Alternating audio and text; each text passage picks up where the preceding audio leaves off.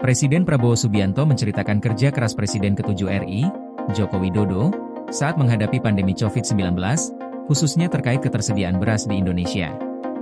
Cerita ini disampaikan dalam acara panen raya dan pengumuman swasembada pangan di Karawang, Jawa Barat, Rabu, 7 Januari 2025. Prabowo menegaskan bahwa keberhasilan panen raya dan tercapainya swasembada pangan merupakan kemenangan penting bagi bangsa yang merdeka.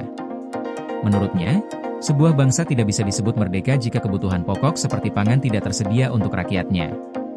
Ia menekankan, ketergantungan pada negara lain untuk pangan berarti bangsa tersebut belum sepenuhnya merdeka.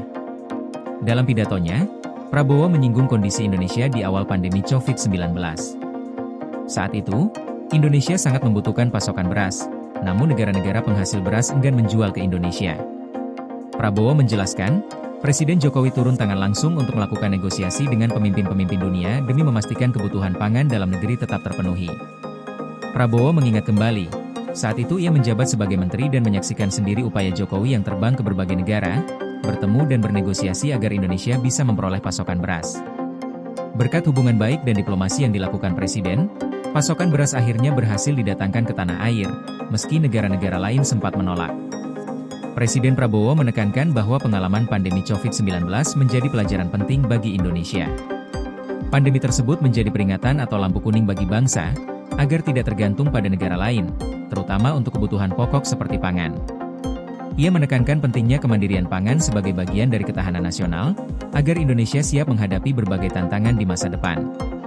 Prabowo menutup ceritanya dengan menegaskan bahwa swasembada pangan saat ini bukan hanya soal angka atau produksi semata, tetapi merupakan simbol kedaulatan bangsa.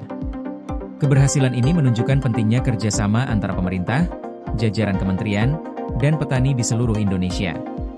Menurutnya, ketahanan pangan yang terjaga merupakan fondasi bagi bangsa untuk tetap merdeka, tangguh, dan siap menghadapi berbagai tantangan global.